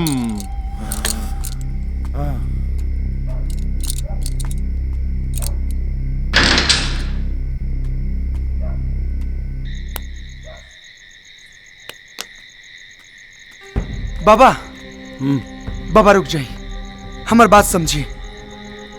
हम निर्दोष बानी, अरे हम रउआ ऊपर हमला कैसे करा सकता नहीं। हमार बात मानी, राउर जान मारे के षड्यंत्र हो रहा बा। एकरा पहले भी रउआ ऊपर हमला हो चुकल बा और इस सारा हमला विद्याधर करौले बा और एकर पोल ना खुल जाओ ऐसे सारा दोष हमरा ऊपर डाल देहलस। महादेव महादेव, रुद्री कहाँ अनर्थ बोल रहा बड़ा तू?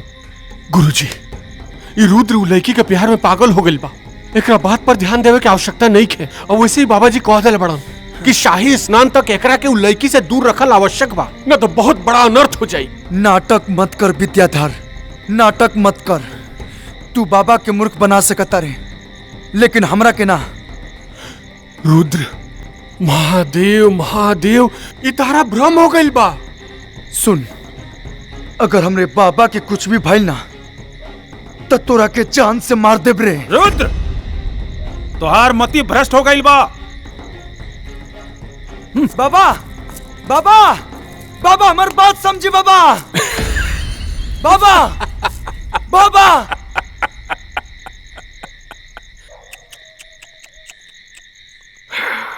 केकरा के समझावे के प्रयत्न कर रहल बड़ा रुद्र? उ मूर्ख अखंडानंद के, जकरा के हम बरसों से मूर्ख बनावत आ रहल बानी।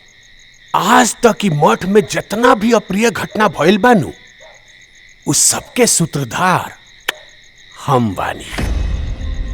चाहे वो त्रिलोचना के माता के मठ से निकाले के सारा दोष तहार पिता मूर्ख अखंडानंद के माथा पर मढ़े के बात होके, चाहे वो तोर मूर्ख खंडानंद के बार बार मारे के प्रयास सब हमार देना। लेकिन असली कांड तो काल सुबह शंखनाद के समय हुई, जब काल सुबह के शाही स्नान तोर पिता मूर्ख खंडानंद अपने ही रक्त में डूब के करी। विद्याधर!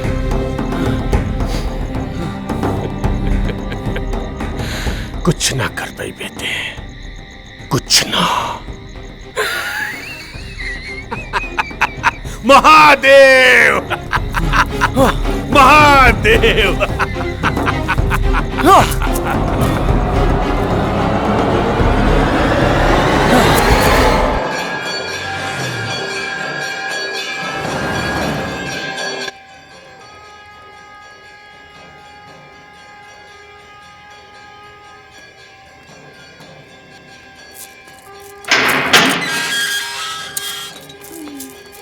गौरी, ए गौरी, गौरी, गौरी। रुद्र। हाँ, हम आगे नहीं।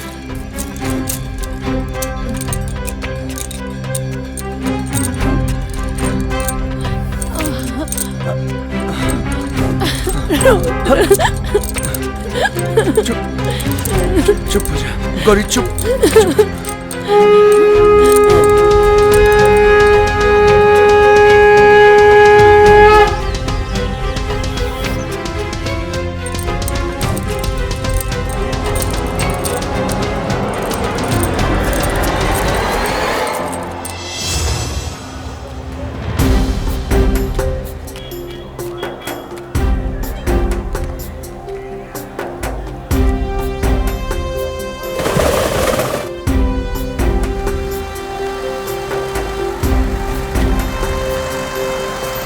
अखंडानंद बाबा की जय, अखंडानंद बाबा की जय, अखंडानंद बाबा की जय, अखंडानंद बाबा की जय, अखंडानंद बाबा की जय, अखंडानंद बाबा की जय, अखंडानंद बाबा की। डमरू वाले बाबा की जय, डमरू वाले बाबा की जय, डमरू वाले बाबा की जय, अखंडानंद बाबा की जय, अखंडानंद बाबा की। मैं आखिरी बार चेतावनी दे रहा हूं तुम दोनों को, रुक जाओ वरना अनर्थ हो जाएगा। बाबा, हमने दोनों के रास्ता से आज रुआ हट जाई, न तो सच में अनर्थ हो जाई। विद्याधर और इंद्र मिलके बाबा और त्रिलोचना जी के मारे के प्लान बना ले। उन दोनों को तो मैं यहीं से भस्म कर सकता हूं। मुझे चिंता उन दोनों की नहीं है, बल्कि मुझे चिंता है उस भयानक मंजर का, जो आज से 12 साल पहले मैंने तुम्हारे इन नन्हे हाथों में देखा था। वो क्षण आने ही वाला है। देखो देखो प्रकृति को, देखो प्रकृति के उस अट्टहास को। अरे बाबा, रुआ का सुनावत नहीं, का देखावत नहीं, हमके कुछ समझ में नहीं क्या आवत। ना हमके सुनाई देता और ना दिखाई देता। बाबा, आपसे हमारी विनती बा कि हमने दोनों के शांति से जिए दी। तुम्हें मेरी बातों पर भरोसा नहीं होगा। मैं तुम्हें अपनी दिव्य शक्ति देता हूं, जिसकी मदद से तुम उस मंजर को अपनी आंखों से देख पाओगे।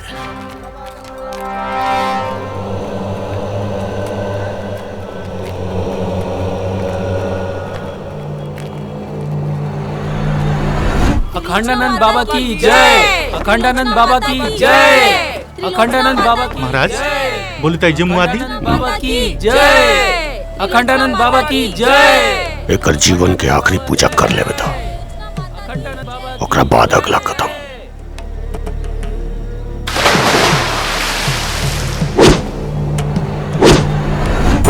अखंडानंद बाबा की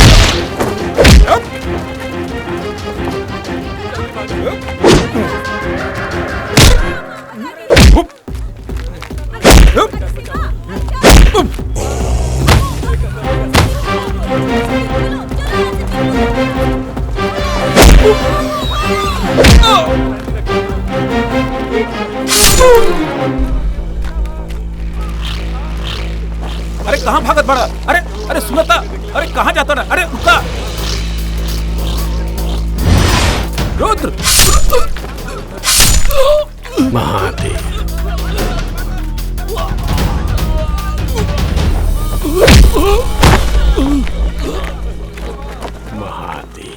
बाबा!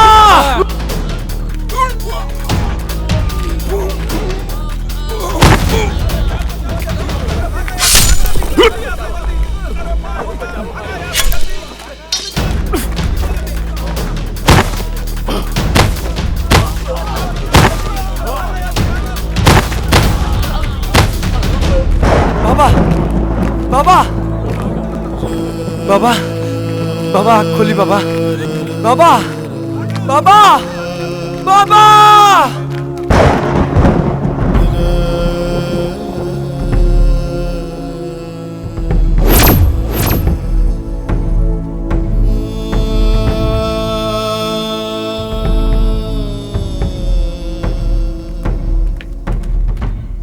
देखा,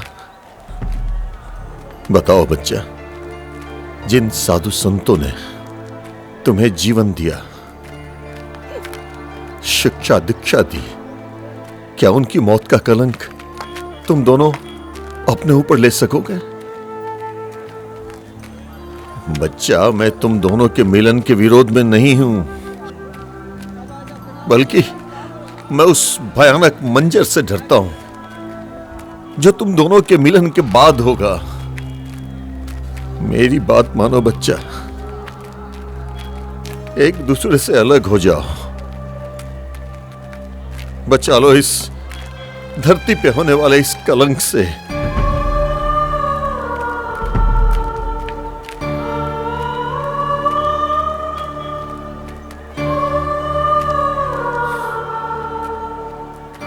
ठीक बा बाबा,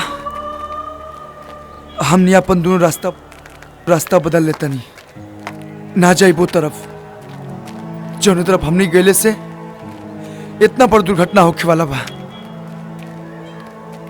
ई देश साधु संतन के बा और हमेशा रही। ई लोग के खातिर हमने जस हजारों प्यार कुर्बान बा।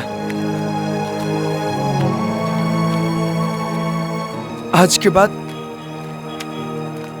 हमने दोनों कभी ना मिलब, ये आपसे वचन देता नहीं।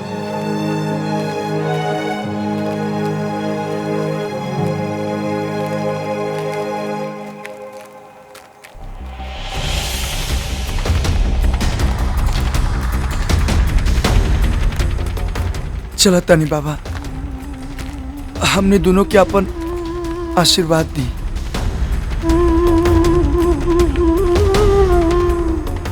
ताकि अगला जन्म में हमने के मिलन हो सके।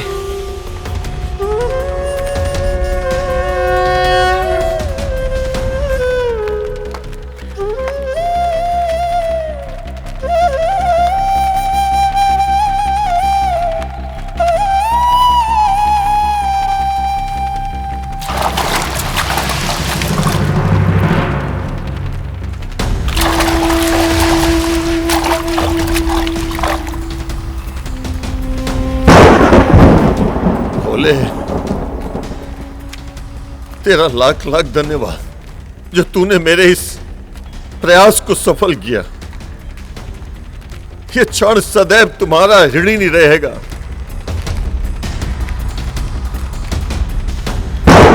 देख देख, तू हार गई और मैं जीत गया।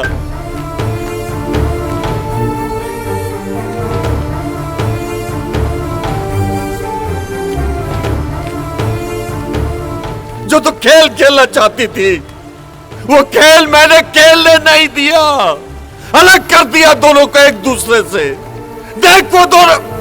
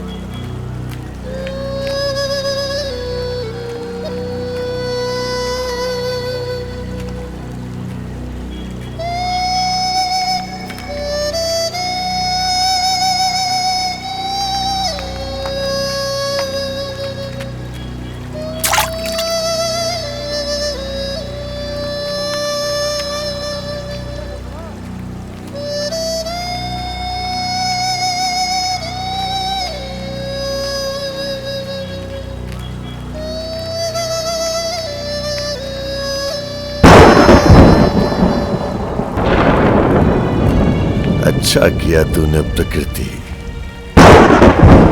इन बच्चों को पुनः जन्म देके उम्र लंबी कर दी है तूने मेरी। और आज पहली बार अपनी जीत पे रोया है ये गंगा योगी। लेकिन ये मेरा वादा है तुझसे, अगली बार आऊंगा और तुझे हरा के जाऊंगा।